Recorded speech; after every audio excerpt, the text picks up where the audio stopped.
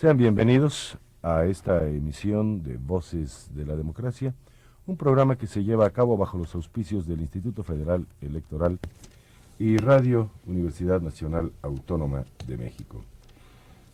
Hoy el tema que nos va a ocupar en estos 56, 57 minutos será cultura democrática. Pero lo importante aquí es dar a ustedes un mensaje, y me voy a permitir leerlo, porque se trata de conversaciones con los candidatos a la presidencia de la República. Y con nosotros está el licenciado Porfirio Muñoz Ledo, a quien le damos las gracias y la bienvenida a este programa. El texto que me han redactado para que yo se los comunique a ustedes es el siguiente. Dice: el fortalecimiento y la difusión de la vida democrática en este periodo de campaña electoral es una prioridad de todos los ciudadanos. El conocimiento de las opciones para convertir votos en escaños es fundamental. Apegados a los principios de certeza, legalidad, independencia, imparcialidad y objetividad, en Voces de la Democracia hemos preparado una serie de conversaciones con los candidatos a la presidencia de la República. Estas conversaciones, organizadas en el mismo orden en que los candidatos se registraron ante el Instituto Federal Electoral, tienen como objeto acercar a los radioescuchas con el pensamiento y las voces de sus candidatos. Aunque el orden se ha ajustado a las agendas de tan importantes personajes, el respeto a los principios rectores del Instituto permanece intacto. Nuestro invitado hoy es el licenciado Porfirio Muñoz Ledo, candidato a la presidencia de la República por el Partido Auténtico de la Revolución Mexicana, con quien abordaremos el tema de cultura democrática. Bueno, le hemos dado ya la bienvenida al licenciado Muñoz Ledo, nos da mucho gusto tenerlo aquí en este Muchas gracias, Mario, y felicidades al Instituto Federal Electoral por estar en este ámbito cumpliendo con su deber legal. Licenciado, la primera pregunta, yo creo que sería esto de la transición. ¿Qué debemos entender por transición? ¿Cómo debemos vivir? ¿Cómo estamos viviendo este periodo de transición en nuestro país, de transición a la democracia? Bueno, no es seguro que en México estemos viviendo una transición hacia la democracia. Estamos viviendo un cambio político cuyo desenlace no conocemos. La transición democrática, la voy a definir, es un proceso histórico en el cual un régimen político autoritario, o eminentemente autoritario, cambia hacia un régimen político democrático y plural. Se entiende por transición, en principio, aunque hay autores que opinan de modo distinto, un proceso pacífico y en una medida importante pactado. Me voy a explicar. En los últimos 10 años se ha desarrollado la teoría de la transición.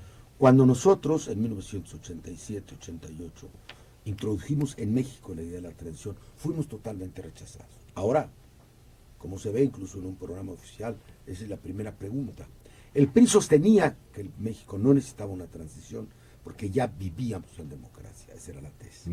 Y por lo tanto, lo que se requería era un perfeccionamiento de la democracia que vivíamos. Esa sigue siendo en el fondo la tesis que ellos sostienen, aunque sea absolutamente falaz. Tuvimos que invitar a personalidades muy importantes de España, de Portugal, de América Latina, para documentar lo que es la transición democrática en México. Y tuve que tomar finalmente una cátedra del doctorado de la Escuela de Ciencias Políticas para enseñar por primera vez en México. Fue un curso que di sobre transición democrática, del cual han derivado las principales definiciones que se manejan en el medio. Y voy a decir qué es transición democrática, qué transiciones democráticas ha habido, por qué en México estamos empeñados en una transición democrática y por qué no se ha dado. Si te ¿Y en qué periodo estamos? En un periodo incierto. Podemos ir para atrás o para adelante. Estamos a 60 días de saberlo. O nos vamos a una transición democrática o nos vamos a una recomposición hegemónica. Si oyes a Bartlett lo que dijo ayer, obviamente es recomposición hegemónica. Sí, pero vamos primero al antecedente. Transición democrática. La expresión comenzó a usarse en España en el año 77, 78. ¿Con Adolfo Suárez? Inmediatamente antes y inmediatamente después, en ese periodo histórico, cuando muere Franco y las fuerzas políticas se ponen de acuerdo nunca. Y bueno, se crea poco a poco la categoría intelectual transición democrática. Obviamente había ocurrido cuando menos una antes, que era la portuguesa, después de la Revolución de los Claveles. Y ocurrió inmediatamente después, siguiendo la ruta de la Europa mediterránea, la de Grecia, después de la caída de los generales. ¿Por qué se produjeron en serie entre 75 y 79? Porque obedece a tiempos históricos. Se trataba de la consolidación de la unidad europea y de la incorporación a la comunidad de los países de Europa mediterránea. Era condición, digámoslo así, para el ingreso a la comunidad, tanto el convertirse en sociedades democráticas, en eso han sido muy celosos los europeos, y la prueba es que incluso en su pacto con México, asunto al que voy a regresar después, nos exigieron la cláusula democrática. Las transiciones europeas mediterráneas se caracterizan todas porque fueron posteriores a regímenes corporativo-militares los tres, y porque fueron totalmente pactadas, es decir, hubo prácticamente nulos hechos de sangre, pues, la voladura del coche del general Carrero Branco, por ejemplo, unos hechos violentos en la transición griega, pero se pactó, es decir, los actores políticos, los actores económicos, la iglesia, las fuerzas del país pactaron una transición, decidieron de común acuerdo ir a un tipo de régimen político que resolviera su problema, y resolvieron también un tipo de inserción en la Comunidad Europea. Esos fueron los pactos de la Moncloa en España, que decidieron, en el caso español, una república, una monarquía constitucional, parlamentaria y autonómica, que resolvieron en el caso de Grecia una república parlamentaria, que resolvieron en el caso de Portugal una república parlamentaria. Ahora, la expresión transición democrática se ha venido usando, creo que con propiedad, para otros fenómenos. Y sigo la serie. Vienen después las transiciones de América del Sur, en los años siguientes, los primeros 80, porque van terminando por distintas razones los regímenes militares. En toda la década de los 80, estoy hablando de Brasil, estoy hablando de Argentina, estoy hablando de Uruguay, estoy hablando de Paraguay, estoy hablando de Chile, muy importantes países. Bolivia. Estoy hablando de Bolivia. Hubo transiciones que no fueron revoluciones armadas, que fueron derrumbes de los sistemas militares y ascenso de fuerzas sociales que también pactaron y sometieron a referéndum nuevos sistemas políticos. Después de una ola, terminados los años 80, que fue la más espectacular, la de los países de Europa del Este. Claro, todos los países que surgieron de la antigua Unión Soviética o de la antigua Yugoslavia, Alemania del Este, Hungría, la República Checa, Bulgaria, Polonia. Fue un conjunto de más de 25 países. A finales de los 80. Exactamente al final de la década. Es 89, 91 las transiciones de Europa del Este. Después vino el final de las revoluciones centroamericanas y las transiciones de Centroamérica. Hay que anotar ahí la de Guatemala, hay que anotar ahí la de Nicaragua, hay que anotar ahí la de El Salvador. Y bueno, otras en el camino, bueno, podemos poner Filipinas, es importante, algunas, 2, 3 en África. En el curso que di, el del doctorado de la facultad, que fue el último que di en mi vida formal, clasifiqué 26 transiciones democráticas, hoy son unas 35. ¿Cuáles son sus características fundamentales? Y perdón que hable en este tono de maestro, que es lo que soy, porque estamos en una emisora universitaria, es una extensión de la cátedra. Fui el primero en México, claro, que clasifiqué las transiciones. Ahora hay varios libros, subrayo y recomiendo el del maestro Cárdenas Gracia, sí, hoy consejero electoral, sí, magnífico constitucionalista. ¿Cuáles son los elementos que encontramos en cátedra? Primero, todas las transiciones son fundamentalmente pacíficas. ¿Qué quiere esto decir? Que aunque pueda haber hechos de sangre, cito por ejemplo el asesinato del presidente Ceausescu en Rumanía, es un caso sangriento, la toma del poder se da por las urnas, no se da por las armas. No es la toma del Palacio de Invierno, no es la batalla de Zacatecas, no es la toma de la Bastilla, no es la toma del cuartel de Moncada, es otra cosa. Sí, no es una sonada, no es una revolución, No no es llega una por- guerra civil. Ah, claro. Las revoluciones y las transiciones se distinguen en lo siguiente. Las revoluciones son cambios estructurales de una sociedad que se producen por la vía armada. Las revoluciones no afectan solo el orden de gobierno, afectan el orden de la propiedad, todas las revoluciones. Pero, y esa es la segunda distinción, las revoluciones no conducen necesariamente a la democracia. Y las transiciones democráticas, sí, esa es otra diferencia. Primero, unas son armadas, otras son pacíficas. Segundas, unas afectan solo el orden de gobierno, fundamentalmente, y las otras afectan fundamentalmente el orden de la propiedad. Y tercero, las revoluciones rara vez conducen a la democracia. Pensemos nada más en México, pensemos en el Imperio Napoleónico, pensemos en el José Stalin. Rara vez conducen a la democracia. ¿Qué significa? Que las revoluciones dejaron de ser el vehículo para el cambio histórico por un periodo cuyo horizonte no conocemos. ¿Cuándo dejaron las revoluciones de ser el vehículo del cambio histórico? En 79. En 79 triunfan las dos últimas revoluciones. La iraní, la fundamentalista, y la nicaragüense, que las dos tienen que recomponerse después. Pero podemos decir que en México hay una transición. ¿Y por qué le llamamos fenómeno pactado? Porque como no es sangrienta, hay una base de acuerdo entre el grupo en el poder que se va y el que llega. Frente al agotamiento del antiguo sistema, las fuerzas políticas, económicas y sociales pactan transferir el conflicto, siempre hay conflicto en la sociedad, a un nuevo marco institucional. Ese es el fondo de una transición. Y aquí no se ha dado. Se dio precariamente. Nosotros convencimos al doctor Ernesto Zedillo, y él estaba en parte convencido, hay que decirlo, de que había que fomentar en México una transición. Pero él la entendió más que nada como reforma electoral que impidiera los desbordamientos posteriores a las elecciones que se habían dado después del 88.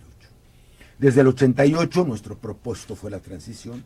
Esta transición abortó porque no se respondió a esta inmensa voluntad de la gente. Hubo transacciones secretas, lo sabemos. La historia dirá algún día, investigará qué es lo que se cambió por el movimiento. Hubo transacción, obviamente, porque las movilizaciones se detuvieron sin que nosotros supiéramos por qué. Temor a la guerra civil, no, nadie estaba armado. Nunca se planteó la guerra civil. La prueba es que tu servidor entró a la Cámara de Senadores después de haberle advertido al gobierno que habiendo ganado las elecciones entraría caminando y se sentaría en su lugar, y me senté, y a mí sí me reconocieron la elección porque yo no tuve ninguna conversación secreta, ni la he tenido nunca, ni la tendré jamás. Ahora bien, después de eso tuvimos que recomponer y conseguir de los partidos políticos, en el caso del PRD fue el Congreso de Huastepec, su venia para un proceso de negociaciones con el Estado Nacional, conducentes a una transformación pacífica. De ahí salió la reforma electoral, que si bien redujo la pugnacidad y la reclamación posterior al proceso electoral, que si bien ha permitido la creación de mayorías parlamentarias de oposición, que si bien ha hecho posible que muy diversos estados de la República y municipios estén ahora gobernados por partidos que a nivel nacional son de oposición, todavía no arroja como consecuencia última el cambio del sistema. Y termino esta parte a la pregunta: para que una transición se complete, ¿es necesario que el sistema político anterior se vaya del poder? ¿Que el partido que estaba en el poder se vaya? ¿Que el grupo que estaba en el poder se vaya? La respuesta es sí. No hay ninguna transición en la historia en la cual no se haya ido el grupo que está en el poder. Se tiene que ir. Puede fugir todavía un pequeño momento, como ha sido ahora, momento de 1, 2, hasta 8 años o 10 ya lleva, para encauzar lo que viene. Pero tiene que irse. Pinochet tenía que irse, y los generales de Argentina tenían que irse del poder, el Partido Comunista tenía que irse del poder en Europa del Este, Somoza se tenía que ir del poder en Nicaragua, y necesariamente, lo digo con toda claridad, es una cosa técnica, no estoy haciendo política, estoy hablando como maestro de la materia que soy. El PRI tiene que irse del poder para que haya transición democrática. Eso es indiscutible. Ahora, ¿basta que el PRI se vaya del poder para que haya transición democrática? No. Es necesario, además, un cambio de régimen político, y estoy a tus órdenes. Ahí entraríamos entonces a los retos, licenciado. Si usted asegura que no hay ahora una transición democrática, entonces, bueno, ¿cuáles son los retos que México está enfrentando, cuáles son los que debe enfrentar, de qué forma entonces podríamos nosotros denominar este periodo que estamos viviendo y que para muchos es ciertamente una transición, para otros no. ¿Qué retos debemos entonces todavía asumir, vivir, enfrentar? Yo la defino esta etapa como una etapa de liberalización política que puede conducir a la transición o puede conducir al arrepentimiento y a la restauración. La comparo con los últimos periodos de todos los sistemas autoritarios, o de casi todos. Luis XVI, el último de los Borbones, que gobernó en Francia. No, bueno, todavía hubo restauración, pero Luis XVIII. El último de la vieja estirpe, de la vieja camada, que al final, los últimos años, liberalizó las relaciones para ver si impedía la revolución. Los regímenes que se ven acorralados por la historia tratan de modificarse a sí mismos, de abrirse.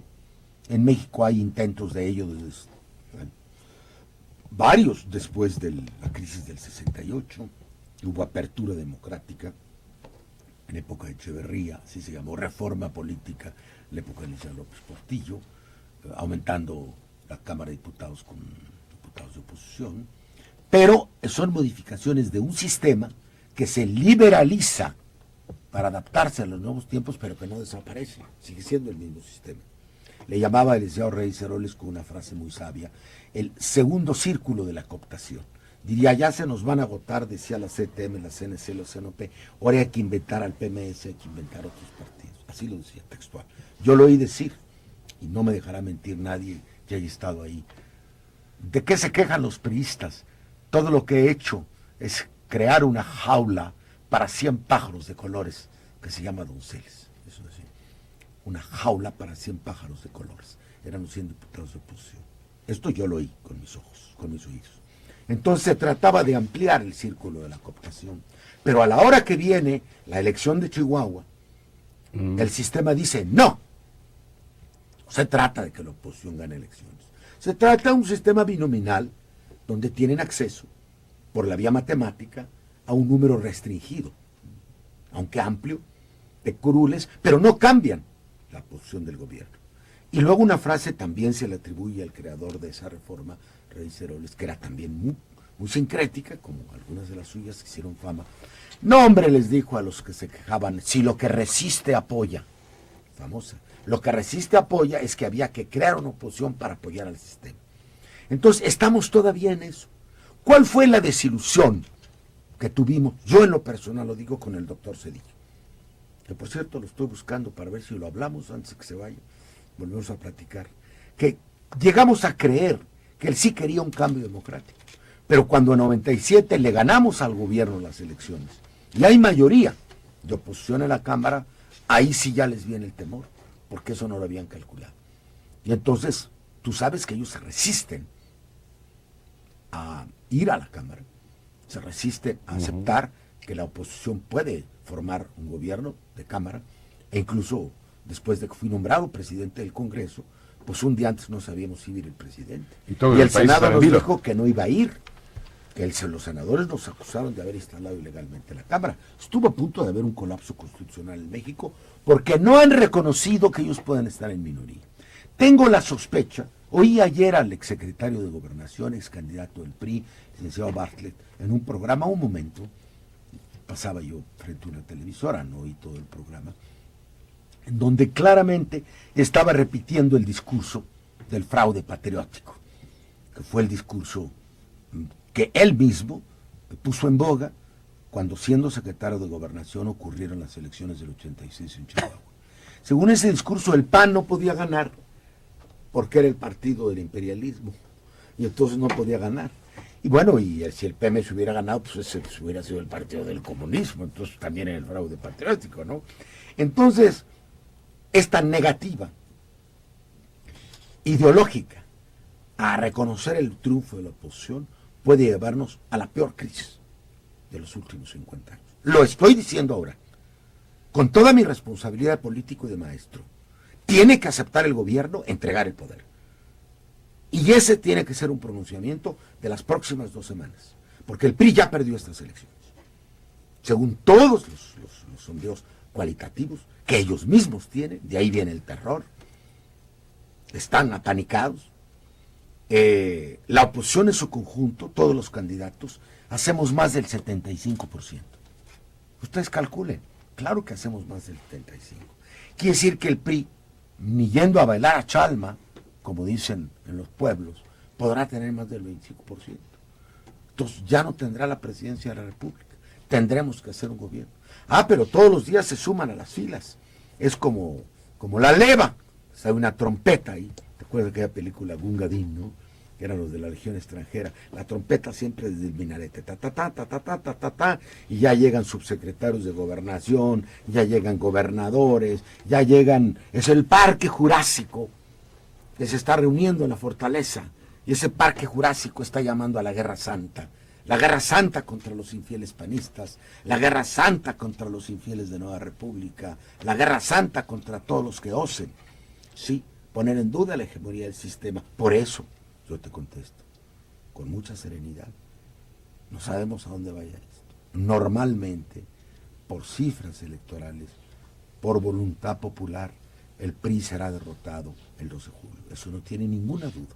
Absolutamente ninguna duda, pero ellos quieren hacer la última defensa. ¿Qué me preocupa? Vino a mi memoria, resonó en mis oídos una vieja frase de aquel hombre que fue el símbolo del antiguo sistema, Fidel Velázquez, y que en un famoso discurso dijo: llegamos al poder por las armas y no nos sacarán sino por las armas.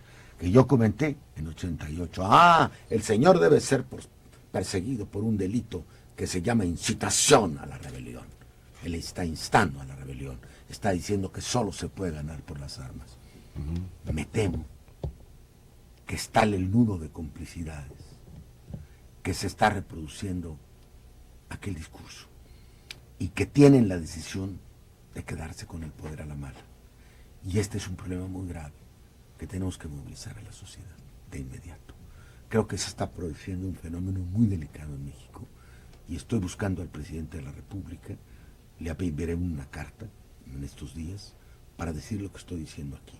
Él está en la obligación de hacerle saber a la nación mexicana que su gobierno, el gobierno de la República, tiene toda la disposición de reconocer la victoria de la oposición y de proceder a las negociaciones que sean necesarias para un gobierno de transición democrática. Bueno, aquí hay varios asuntos, de acuerdo con lo que usted nos está diciendo ahora, y me recuerda las palabras de Felipe González, la oportunidad que tuvimos de entrevistarlo, con el tema de la aceptabilidad de la derrota, que él decía no es nada más la aceptación o no de la derrota, sino la aceptabilidad. ¿Qué significa esto? Ir pensando desde siempre y desde que se inicia todo, en que existe siempre la posibilidad de no ganar. Esto, de acuerdo con las palabras de usted, licenciado... Es que el PRI nunca se ha visto en la competencia del Poder Nacional. Esto, de acuerdo con lo que usted nos está diciendo, no va a ocurrir. No lo sé. Depende de la presión que hagamos. Están tocando tambores de guerra del otro lado, esto es obvio. Hoy leí la mañana, ya ni acabé de revisar, parece que varios subsecretarios se fueron. Ya no caben ahí en la casa de campaña el candidato del PRI, están hasta el techo, ¿no? Como las antiguas fortalezas, ¿no? Parece que somos los apaches, ¿no? Que estamos rodeando, ¿no? El Álamo, ¿sí? Estamos rodeando el Álamo. Entonces el general Custer ahí del otro lado, ¿no? Está llamando a todos la leva para que no se dejen ganar por los apaches. Pero yo creo que los apaches vamos a ganar, fíjate. Hay Chihuahua, tanto apache, con calzón y con guarache. Vamos a ganar si movilizamos a la opinión pública, si planteamos las cosas en su justo término, si ya se dejan de dimes y diretes entre la oposición. Fíjate que en el llamado debate me puse por encima de toda esa discusión. Les habrá gustado, les habrá disgustado, pero traté de crear otro clima político. El clima político que corresponde a lo que viene. Y que algunos partidos de oposición le quieren hacer el juego al gobierno. No lo entendería yo, no creo que vaya a ocurrir, pero me dicen que algunos juegan a hacer una especie de fracción parlamentaria de gozne, juntar algunas minorías de desplazados, de minusválidos, con banderas populistas, para llevarle algunos candidatos, algunos diputados a que hagan mayoría con el PRI. Eso me parece un error histórico. que algunos compañeros del partido insistan en descalificar a los dos partidos de oposición, con los cuales hace 6 meses estaban en negociaciones para ser un candidato común, pues es prácticamente incomprensible. Dicen lo contrario de lo que decían hace 6 meses, ya tienen como deporte decir cada 3 meses lo contrario de lo que dijeron antes y borrar los registros, ¿no?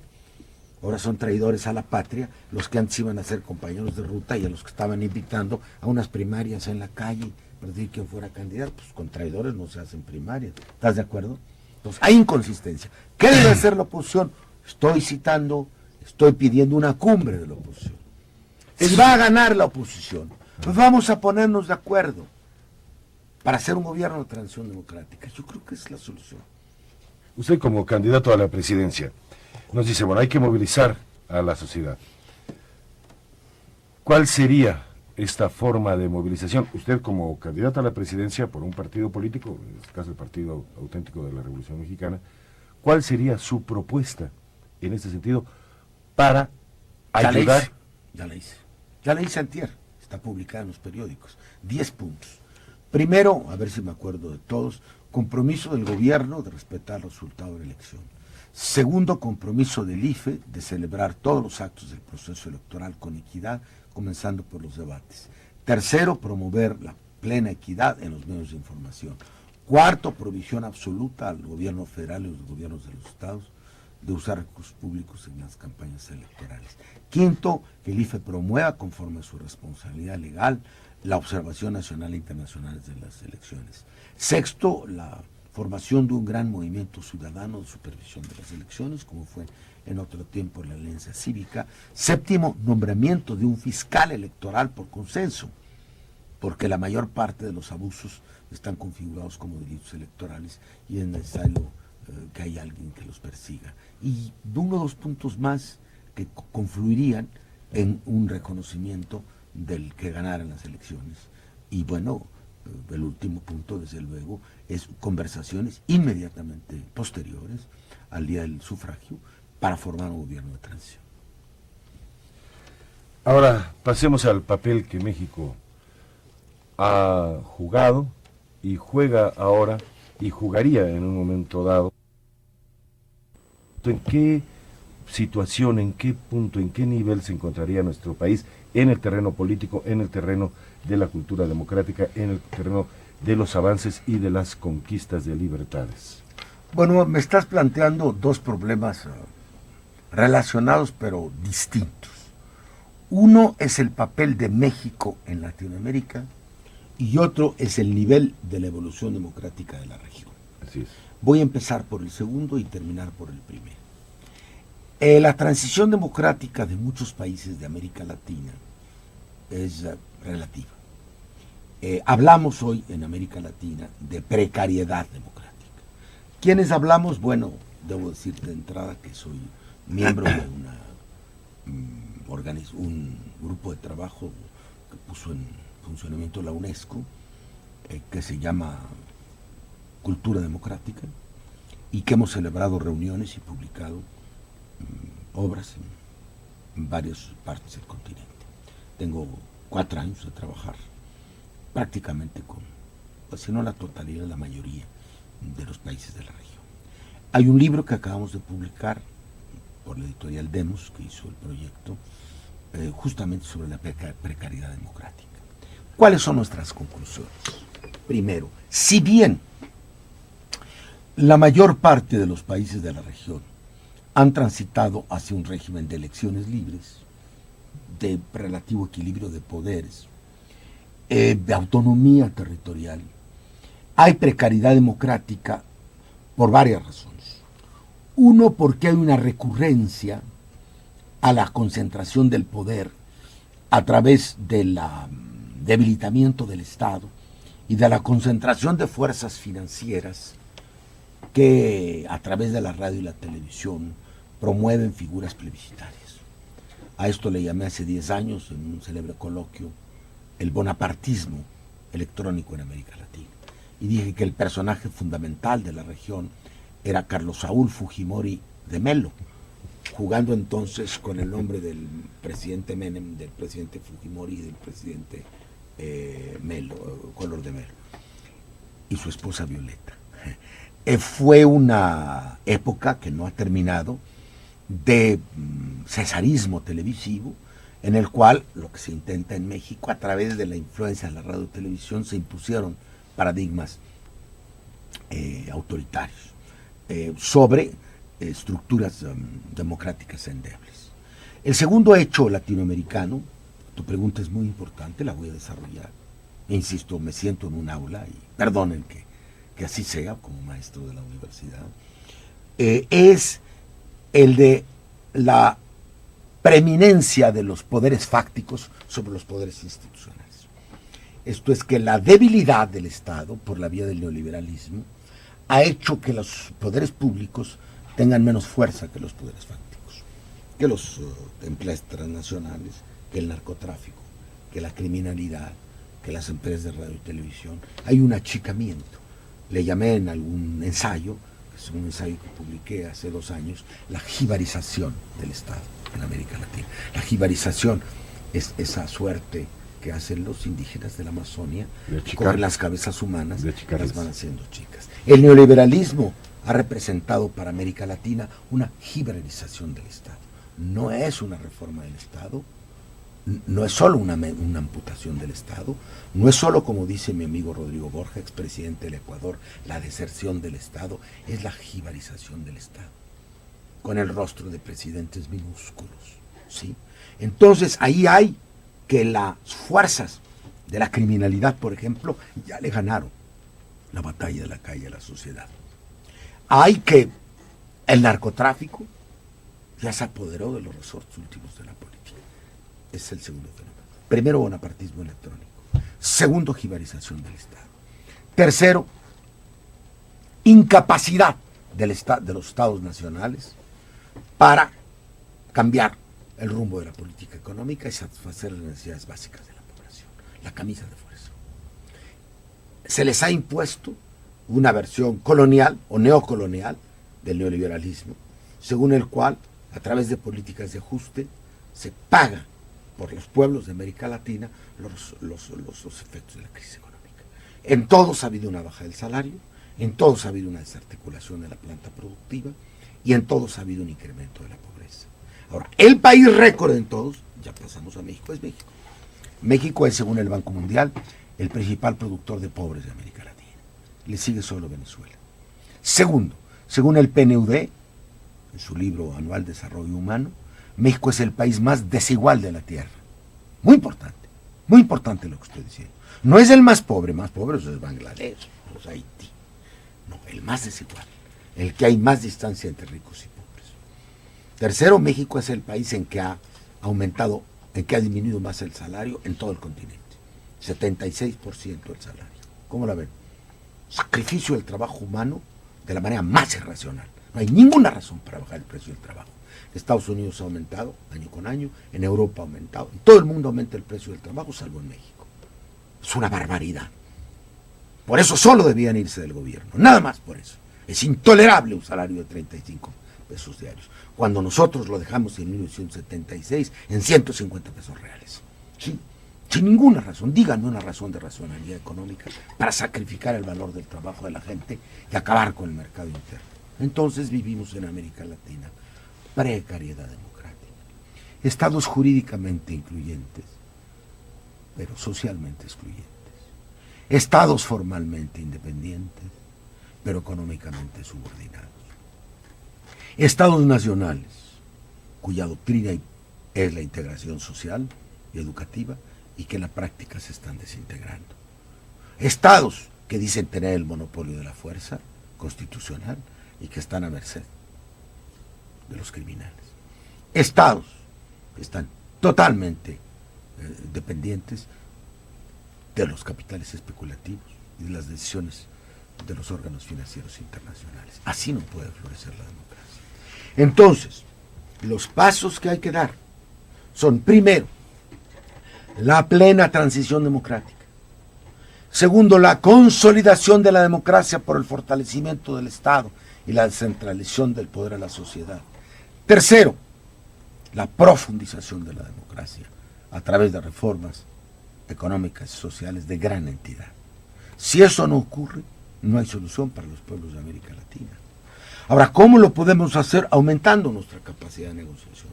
El gobierno que presidiremos lanzará la iniciativa de las comunidades políticas latinoamericanas. Tenemos ya el protocolo hecho, lo hicimos en el Parlamento Latinoamericano, para crear un ejecutivo latinoamericano, ¿sí?, para crear un parlamento de elección directa y para fundir todas las instituciones existentes ahora públicas en una sola organización, como se hizo en el caso de Naciones Unidas. Las Naciones Unidas de América Latina, en realidad, el futuro sería la Federación de Estados Latinoamericanos. Soy un convencido de que la fuerza nuestra, la capacidad de negociación, la inserción de nuestra región en la globalización, depende de que tomemos la experiencia de otras zonas del mundo, como Europa, y que decidamos federarnos. Europa va hacia un gran Estado-nación en menos de 40 años.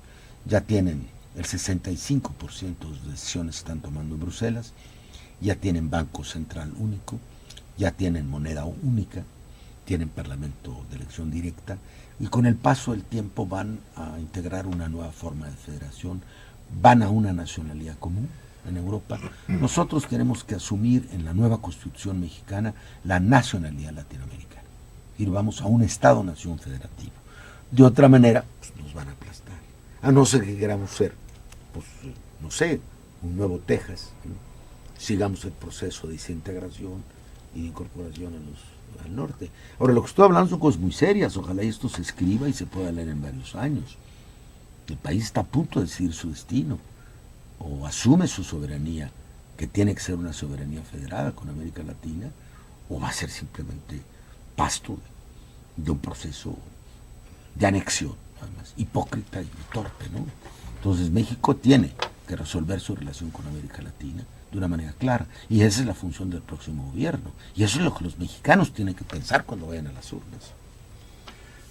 Licenciado, bueno, en opinión de usted, tiene que haber una plena transición, una consolidación de este proceso democrático y una profundización también en los aspectos económicos, sociales, evidentemente políticos.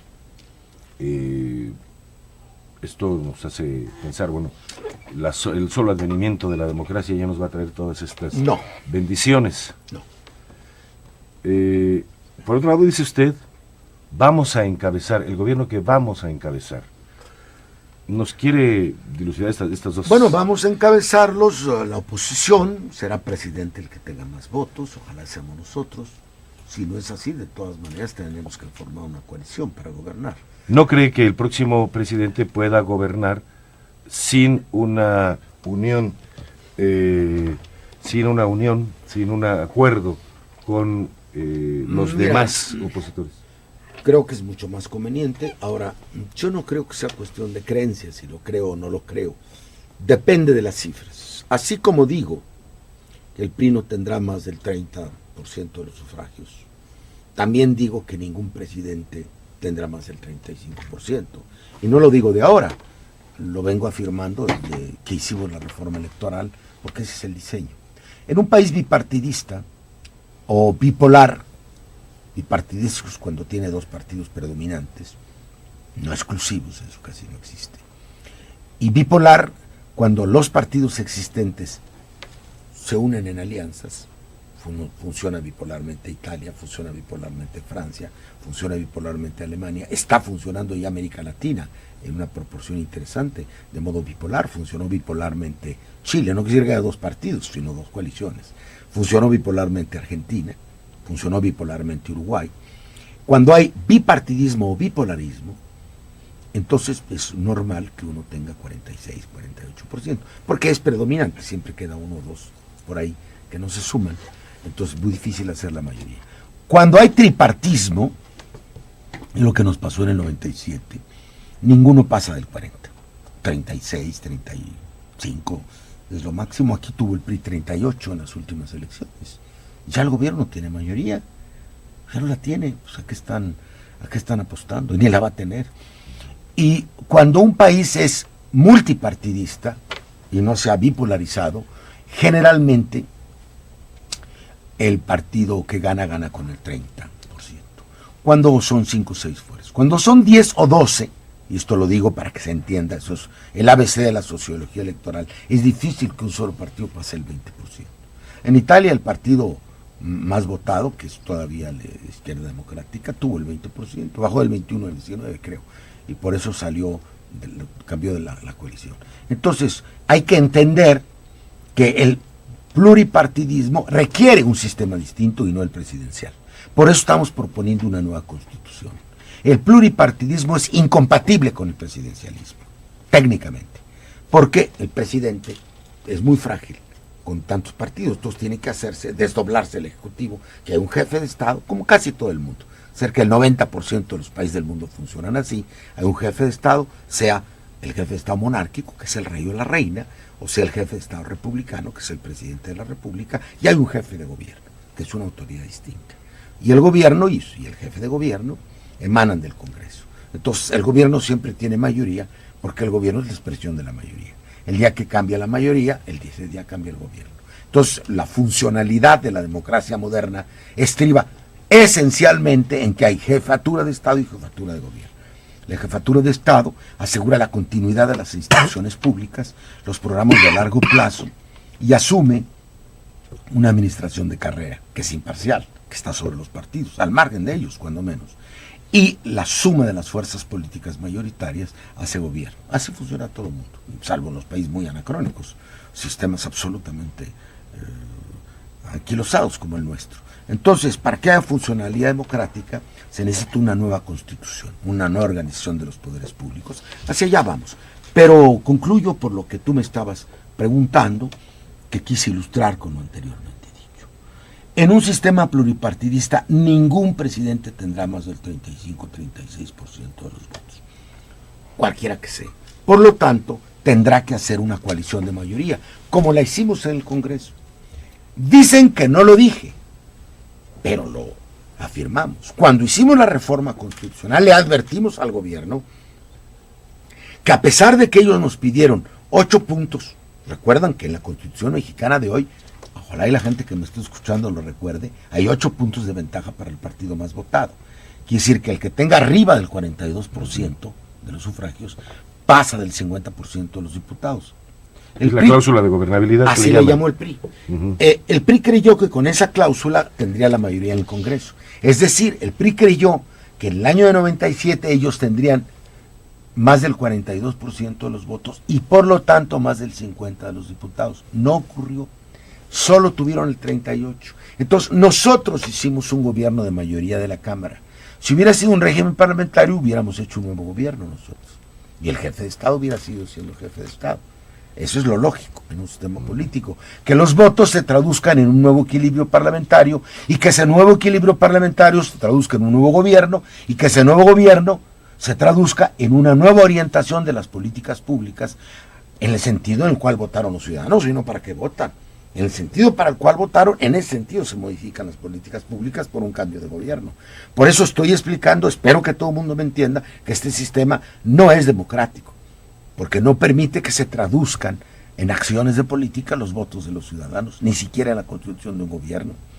Entonces, ningún presidente tendrá más de 35%, tendrá que haber una coalición del Congreso y tendrá que haber también una coalición nacional de fuerzas que le den estabilidad y gobernabilidad a México. Y yo creo que eso es lo que tenemos que preparar ya, el acuerdo para la transición democrática. Después, claro, de que el gobierno se comprometa a dejar el poder después de su derrota.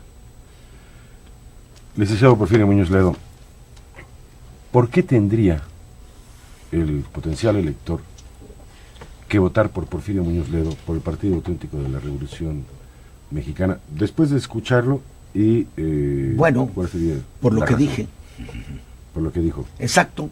Mira, ahí publicaron un manifiesto por un segundo día, que un grupo de organizaciones civiles, amigas mías, que me da mucho gusto, sobre el llamado debate. Ayer y hoy, en un periódico de circulación nacional, en Reforma, apareció una plana entera que dice: él es quien tiene las ideas. No lo redacté yo, ni lo publiqué yo. ¿Qué quiere decir? Que ahí están las ideas para transformar el país. Tengo la experiencia, tengo el conocimiento de la vida pública de México, la convicción, la honorabilidad para asegurar la transición. Tengo una pequeña ventaja además. Fui, si no el único, pues tal vez sea el primero, o el que de modo más notorio introdujo en México la idea de la transición democrática. Lo puedo probar con mis textos, lo puedo probar con mis cursos, lo puedo probar con mis libros. Entonces sí me considero, entre otros, claro, la proporción que a cada quien le corresponda, yo la reconozco, sí me considero uno de los avanzados de la transición democrática, entiendo de qué se trata, tenemos un proyecto de nueva constitución, alguien ha de tomar a su cargo las negociaciones para que el país cambie sin sobresaltos, para que haya paz pública, para que no vaya a haber violencia, y me considero una gente calificada para eso, calificada por la experiencia. Te doy un solo dato: en las 5 negociaciones que ha habido desde 1988, he estado en la mesa. No es que sea imprescindible, pero soy el único mexicano que ha estado en las 5 negociaciones. En la de 89-90, que fue la primera apertura, precaria. En la del 91, donde acordamos algunos instrumentos fundamentales, como la credencial para votar con fotografía, que todos traemos. En la del 93, que fue frustránea, pero que cambió el régimen electoral del país, el régimen de representación. La de 94, después del levantamiento de los zapatistas, que ciudadanizó a los órganos electorales. Y la del 95-96, que nos dio la nueva arquitectura electoral del país y que hizo autónomo el gobierno de la Ciudad de México. Soy el único mexicano que ha estado en las 5 negociaciones. 2 duraron 2 años, pero nada más son 5. Y estoy dispuesto a volver a sentarme a la mesa de negociación con todos los actores políticos. Claro, me dará mucho más fuerza ser el jefe electo del Estado mexicano, para negociar, esa es la palabra, para hacer los arreglos institucionales necesarios a efecto de que México cambie a otro estadio político sin que se interrumpa el orden público. Yo creo que eso es lo fundamental. No obstante que las encuestas, si atendemos a ellas, parecen no favorecerlo. Mira, hay de todo. Yo tengo sondeos de opinión que nos dicen que todavía el 65% de la gente no se ha decidido. Después del debate no sé, antes era el 65%, a lo mejor ya bajó al 50%. Y en el sector que ya se decidió hay opiniones distintas. Cuando más de la mitad de la gente no se decidió, nadie ha ganado. En las democracias no se gana si no está el conteo de los sufragios. Como decía Felipe González, al que citaste, no les hagas caso a los que hablan de opinión publicada, lo que cuenta la opinión pública, lo que la gente piensa, y eso tú lo sabes mejor que nadie. Las encuestas son instrumentos. Ahora, yo no excluyo que hagamos una coalición de fuerza y oposición, que encabece el que tenga en ese momento mayores posibilidades, siempre y cuando hay un programa. Yo he rechazado, y lo hice en el debate, la idea del voto útil en el sentido de sumarte a más fuerte. Y ya, lo que se necesita es que haya un programa de transición democrática que permita asegurar el cambio pacífico de México. ¿Y es posible, por ejemplo, que toda la oposición se una y apoyen a uno? Quizá no sea necesario. Sobre esas bases que ustedes depende, quizá no sea necesario. Nosotros no dejamos de ser partidos cuando nos unimos en la Cámara de Diputados. Hay varias modalidades, no hay que simplificar. Una modalidad es que todos se unifiquen en torno a uno, y otra es que todos mantengan su identidad, y de todas maneras se va a ganar. Eso es lo que hay que calcular, hay que ser muy precisos en las estimaciones políticas. A lo mejor se juntan y entonces no suman votos. Decía un político mexicano, por cierto, que las elecciones no se llevan a veces con las matemáticas, que a veces 2 más 2 no da 4, sino da 2, o da 1, o da 0. Entonces, hay que ser muy cuidadosos cómo se hace la articulación. Puede implicar, como tú dices, que se fundan en uno, o puede implicar que se coordinen, y que al coordinarse, esto eleve y potencie la fuerza de la oposición, y sea arrolladora su victoria. Y no necesita nadie declinar para ganar. Entonces gana el que está mejor situado. Todo depende del programa, todo depende del compromiso, y todo depende de la respuesta de la opinión pública. Finalmente los ciudadanos deciden. Finalmente, ¿cuál sería su alocución hacia el auditorio que nos está escuchando para terminar este programa, licenciado? Que seamos muy serenos, pero muy firmes. La historia va a cambiar si nosotros nos empeñamos. Creo que el ciudadano mexicano tiene en sus manos un cambio histórico, el más importante. desde hace casi 100 años, desde la Revolución Mexicana, el primer acto político trascendental de este milenio, que se divide en dos partes. Primero, derrotar al partido del gobierno en las urnas. Ni un voto para el partido del gobierno. No se dejen intimidar. No se dejen seducir por la canción mal cantada de la estabilidad o por la tonada, por cierto, bastante desafinada de la gobernabilidad autoritaria. Ni un voto para el partido del gobierno. Es el compromiso de los mexicanos, de esta generación. Y segundo, defender la transición democrática. Yo creo que con eso ya dimos el salto hacia adelante. Muchas gracias.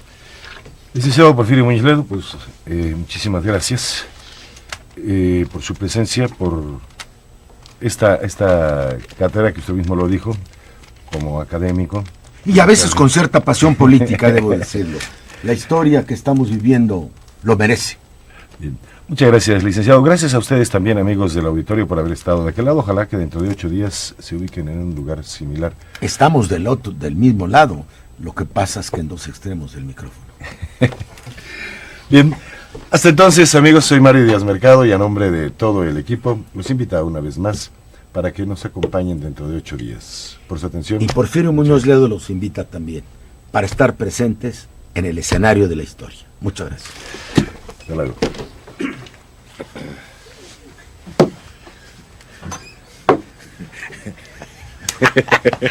Oigan, ¿qué hora vamos a...